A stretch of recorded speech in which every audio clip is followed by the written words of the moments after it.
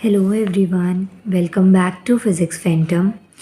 आज मैं आपको क्लास 10 साइंस का एक क्वेश्चन पेपर करवाऊंगी। मिड टर्म का ये क्वेश्चन पेपर है और ये एज अ प्रैक्टिस पेपर मैं आपको करवा रही हूँ कि क्वेश्चंस का आपको थोड़ा पैटर्न का आइडिया लग जाए, प्लस आप अपने एग्ज़ाम में अच्छे से पेपर को अटेम्प्ट कर पाएँ। तो देखिए, ये पेपर जो है ये टोटल 3 आवर्स का है, 80 मार्क्स का ये पेपर है और इसमें आप देख सकते हैं यहाँ पे 5 सेक्शंस में इसको डिवाइड किया गया है, ए बी सी डी और ई। सो यहाँ पे मैं इसके सेक्शन ए को स्टार्ट कर चुकी हूँ और इसके काफ़ी सारे क्वेश्चंस मैंने करवा दिए हैं। आप चैनल की प्लेलिस्ट में जाके देख सकते हैं, अदरवाइज जो पहले की वीडियोज़ मैंने करवाई हैं उनमें आप थंबनेल से भी चेक कर सकते हैं। आज हम इसका क्वेश्चन नंबर 7 स्टार्ट करेंगे। क्वेश्चन नंबर 7 से मैं आपको ये करवाऊंगी। देखिए क्वेश्चन क्या कहता है आपको, human I forms image of an object at its. यहाँ पे क्वेश्चन में ये दे रखा है जो ह्यूमन आई है उस पे कि आपको पता है कि हम ना अपनी आइज़ की वजह से कोई चीज़ देख पाते हैं। तो क्वेश्चन ये कहता है कि जो ह्यूमन आई है ना वो इमेज फॉर्म कर पाती है किसी भी ऑब्जेक्ट की, कहाँ पे। सो इसका आंसर हो गया रेटिना। रेटिना पे इमेज जो होती है वो फॉर्म करी जाती है। लेकिन इसके साथ साथ मैं आपको थोड़ा बहुत एक्स्ट्रा भी लिखवा देती हूँ, क्योंकि अगर मानिए एग्ज़ाम में कोई और चीज़ आ जाए तो आपको एटलीस्ट नॉलेज में तो हो कि आपने क्या पढ़ा था।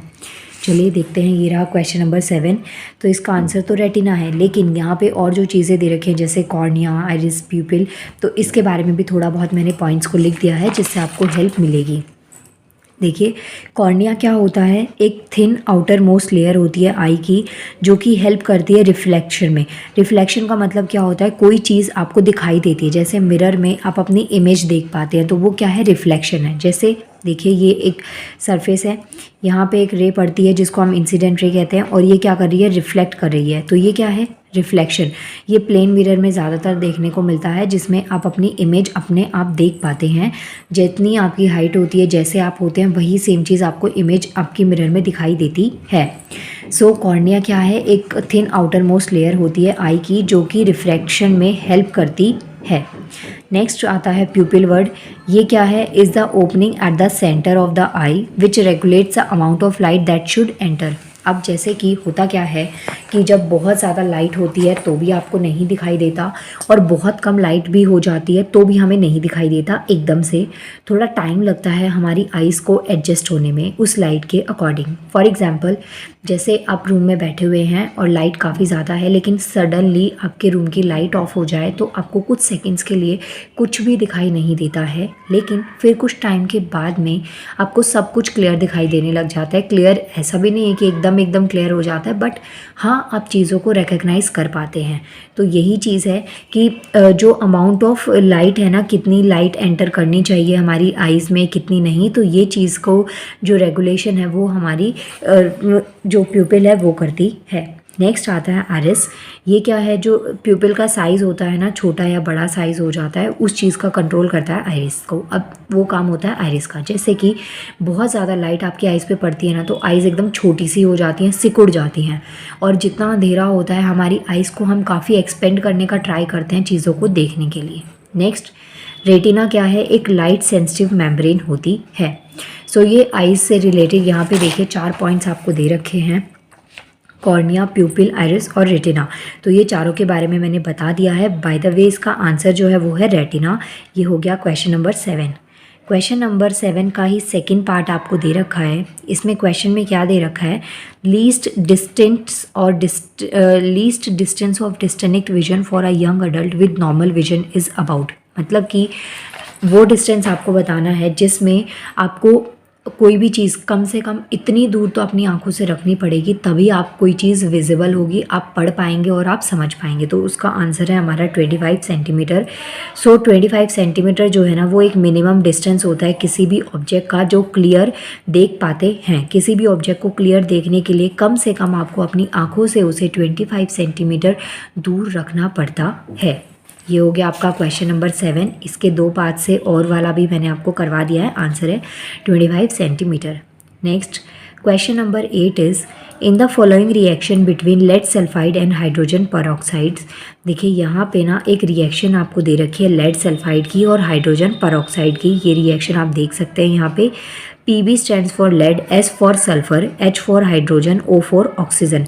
तो ये जो सिंबल्स हैं आपको लर्न होने चाहिए, आपको पता होगा सिंबल्स, तभी आप इनको आइडेंटिफाई कर पाएंगे। क्वेश्चन क्या कहता है कि ये जो रिएक्शन आपको दे रखी है इनमें से कौन सा सब्सटेंस रिड्यूस हो रहा है, कौन सा सब्सटेंस ऑक्सीडाइज हो रहा है। अगर आपको फर्स्ट चैप्टर आता है केमिकल रिएक्शन एंड इक्वेशन, तो उसमें आपने एक वर्ड सुना होगा रेडॉक्स। रेडॉक्स का मतलब होता है ऑक्सीडेशन और रिडक्शन। तो ये उसी का ही एक पार्ट है टाइप्स ऑफ केमिकल रिएक्शन में। अब आपको ये रिएक्शन जो दे रखी है इसमें आपको आइडेंटिफाई करना है कि कौन सा सब्सटेंस रिड्यूस हो रहा है और कौन सा सब्सटेंस ऑक्सीडाइज हो रहा है। So here you can see, ये इक्वेशन है आपके पास में। अब यहाँ पे जिसमें रिडक्शन हो रहा है, जो सब्सटेंस रिड्यूस हो रहा है वो कौन सा है, H2O2। क्यों? यहाँ पे हाइड्रोजन के 2 मोल्स, ऑक्सीजन कितने हैं, 2। लेकिन यहाँ पे जो ये हो गया आपका रिएक्टेंट और ये हो गया आपका प्रोडक्ट साइड। तो प्रोडक्ट साइड पे ऑक्सीजन के कितने हैं, सिंगल है आपके पास में। हाइड्रोजन 2 ही है लेकिन ऑक्सीजन क्या है, 1 है। तो मतलब 2 से ऑक्सीजन क्या हो गया, 1 हो गया। तो यहाँ पे क्या हुआ, रिडक्शन हो गया। ऑक्सीजन में के अमाउंट में क्या आई, कमी आ गई। तो रिडक्शन किस में हो रहा है, H2O2 में।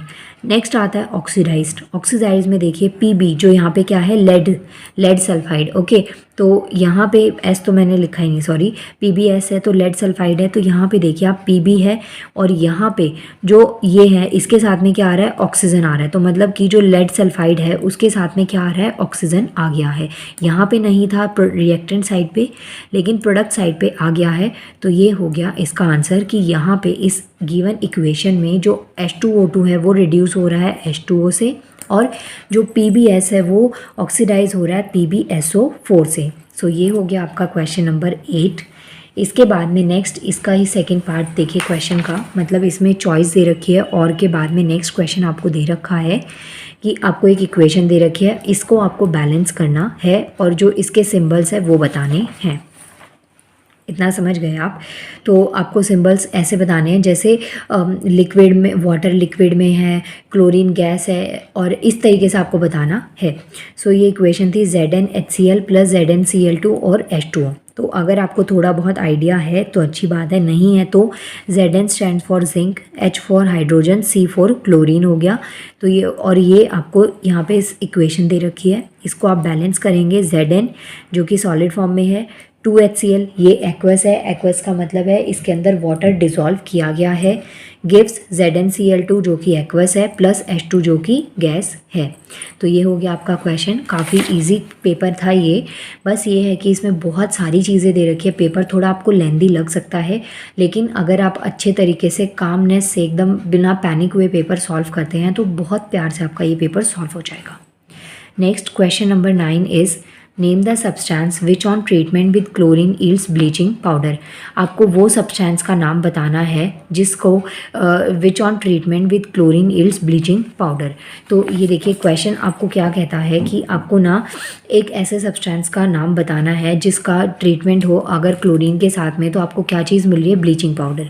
तो देखिए इसका आंसर हो गया कैल्शियम हाइड्रोक्साइड। इसको हम ड्राई सेक्ड लाइम भी कहते हैं, ये याद रखिएगा। कैल्शियम हाइड्रोक्साइड हो या फिर ड्राई स्लेक्ड लाइम हो, दोनों ही क्वेश्चंस आपसे एग्जाम में पूछ ले जाते हैं। और इसका जो केमिकल फॉर्मूला है वो है CaOH2। देखिए यहाँ पे एक ही क्वेश्चन में 3 चीज़ें आपके लिए इंपॉर्टेंट है। पहला तो जो आपको कॉमन क्वेश्चन दे रखा है वो, सेकंड चीज़ आपसे पूछ लिया जाए ड्राई स्लेक्ड लाइम को और क्या कहते हैं, तो कैल्शियम हाइड्रोक्साइड है, या कैल्शियम हाइड्रोक्साइड को और क्या कह सकते हैं, तो ड्राई स्लेक्ड लाइम है। इसके अलावा आपसे कैल्शियम हाइड्रोक्साइड या ड्राई स्लेक्ड लाइम का केमिकल फॉर्मूला पूछ लिया जाए तो भी आपको ये चीज़ बतानी है, CaOH2, जो कि आपका आंसर है। नेक्स्ट इसकी इक्वेशन आपको दे रखी है, CaOH2 dry calcium hydroxide dry slaked lime plus chlorine gas gives CaOCl2 plus H2O। तो ये हो गया आपका क्वेश्चन नंबर 9। इसके बाद में नेक्स्ट देखते हैं क्वेश्चन नंबर 9 में भी आपको एक और पार्ट दे रखा है। देखिए यहाँ पे name the sodium compound which is use for softening hard water. आपको हार्ड वाटर को सॉफ्ट करने के लिए एक सब्सटेंस का नाम लिखना है जो कि सोडियम कंपाउंड हो। तो आंसर दीजिए, सोडियम कार्बोनेट। ये जो है इसे ज़्यादातर नाम से जो इसका कॉमन नेम है वो क्या है, वॉशिंग सोडा। इसका यूज़ किया जाता है हार्ड वाटर को सॉफ्ट करने के लिए। तो ये हो गया आपका क्वेश्चन नंबर 9। इसके बाद में नेक्स्ट आता है हमारे पास में question number 10, write the constituents of solder alloy. काफ़ी इंपॉर्टेंट है, इस अलॉय के आपको कॉन्स्टिट्यूएंट्स लिखने हैं। देखिए, पहले तो आपको पता होना चाहिए कि अलॉय क्या होता है। क्वेश्चन नंबर 10 अलॉय क्या होता है, उसके बाद में आप इसका आंसर दीजिएगा। सो अलॉय क्या होते हैं, एक वो सब्सटेंसेस होते हैं जो कि दो मेटल्स को मिक्स करके फॉर्म्ड करे जाते हैं और उनमें से एक मेटल और एक नॉन मेटल हो सकता है। अलॉयज़ का जो यूज़ होता है वो क्या होता है, ये इनसे ना बहुत सारी वैरायटी के प्रोडक्ट्स बन सकते हैं। मतलब कि जहाँ पे हम मिक्सिंग करते हैं ना, चीज़ों को मिला देते हैं, तो वहाँ पे हमारे पास प्रोडक्ट्स की वैरायटी ऑटोमेटिकली बढ़ जाती है। तो products that are used in everyday life, बहुत सारे हम डे टू डे लाइफ में प्रोडक्ट्स का यूज़ करते हैं, तो वो हम किसकी हेल्प से बना सकते हैं, अलॉय की हेल्प से बना सकते हैं। क्योंकि एक मेटल और एक नॉन मेटल को मिला के अलॉय बन जाता है, मेटल्स को मिलाकर भी अलॉय बन जाता है। सो जो अलॉयज़ होते हैं इनकी कुछ इम्प्रेसिव प्रॉपर्टीज़ होती हैं, और जैसे कि ये हीट रेजिस्टेंस होते हैं, स्टेनलेस होते हैं, कंडक्टर रेजिस्टेंस होते हैं, कोरोजन, हार्ड डक्टाइल और मैग्नेटाइजेबल होते हैं। सो ये कुछ प्रॉपर्टीज़ आपको यहाँ पे दे रखी हैं। इसके अलावा जो सोल्डर क्या होते हैं, ये एक ऐसे अलॉय होते हैं जो कि एलिमेंट टिन और लेड से मिलके बने होते हैं। सो यहाँ पे देखिए, इस क्वेश्चन में मैंने आपको 3 आंसर्स दिए हैं। पहला तो अलॉय क्या होते हैं, सेकंड फिर मैंने आपको बताया अलॉयज़ की जो प्रॉपर्टीज़ होती हैं वो यहाँ पे मैंने आपको अलॉय की प्रॉपर्टीज़ बता दी। इसके बाद में नेक्स्ट आता है जो हमको बोला गया है सोल्डर अलॉय जो है इसके कॉन्स्टिट्यूएंट्स क्या होते हैं, तो आंसर हो गया टिन और लेड। सो ये हो गए आपके क्वेश्चन 10 तक कंप्लीट हो गए हैं। इसके बाद नेक्स्ट पार्ट में मैं आपको क्वेश्चन नंबर 11 से कंटिन्यू करवाऊँगी। देखिए यहाँ पे है क्वेश्चन नंबर 11 से हम आगे कंटिन्यू करेंगे।